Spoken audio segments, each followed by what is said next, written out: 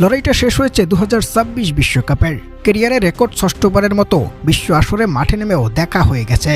তবে বিদায় বেলায় এক ঐতিহাসিক আর রোমাঞ্চে ভরা মুহূর্ত উপভোগের সহজ সমীকরণ এসে দাঁড়িয়েছে লিওনেল মেসির সামনে, যেটা বাবা ছেলের একই সাথে জাতীয় দলের ড্রেসিং রুম শেয়ার করার।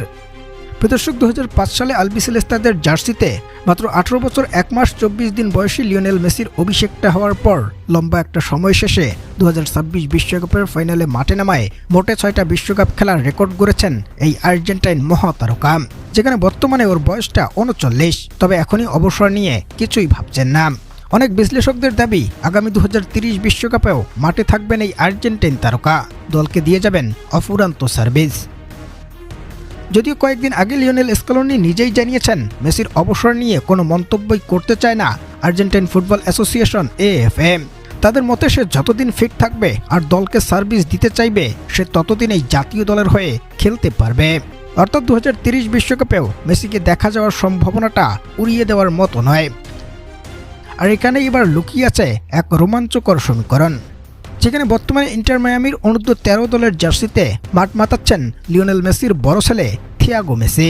আর সেখানে বড় চমকপ্রদ তথ্য হচ্ছে 2025 সালে সেই ক্লাবে থিয়াগো যোগ দেওয়ার পর এক MLS সিজনে 11 গোল করেছেন এই মেসি পুত্র, এবং এমন দুর্দান্ত পারফরম্যান্সে আলোচনার কেন্দ্রবিন্দুতে পরিণত হয়েছেন থিয়াগো মেসি। বিশ্লেষকদের মতে বাবার মতো তারকা খ্যাতি ধরে রাখতে অনেকটাই সক্ষম হবেন এই খুদে মেসি, যেখানে বর্তমানে ওর বয়সটা 13-র ঘরে। 2030 বিশ্বকাপে পৌঁছে যাবে 18-এ। অর্থাৎ থিয়াগো পূর্ণ বয়স নিয়েই জাতীয় দলের জার্সিতে সে সময় মাঠ মাতাতে পারবেন।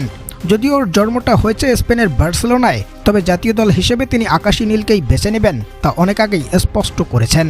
ধারণা করা হচ্ছে মেসি যদি 2030 বিশ্বকাপ খেলেন এবং তার ছেলে থিয়াগো মেসি যদি নিজেকে প্রমাণ করে জাতীয় দলের জার্সিতে আসতে পারে, তবে আগামী 2030 বিশ্বকাপে দেখা মিলবে বাবা ও ছেলের একই দলের হয়ে ভিন্ন প্রতিপক্ষের বিপক্ষে লড়াই। প্রদর্শক, এমন মুহূর্ত দেখতে আপনি কতটা মুখিয়ে থাকবেন জানিয়ে দেবেন কমেন্টে।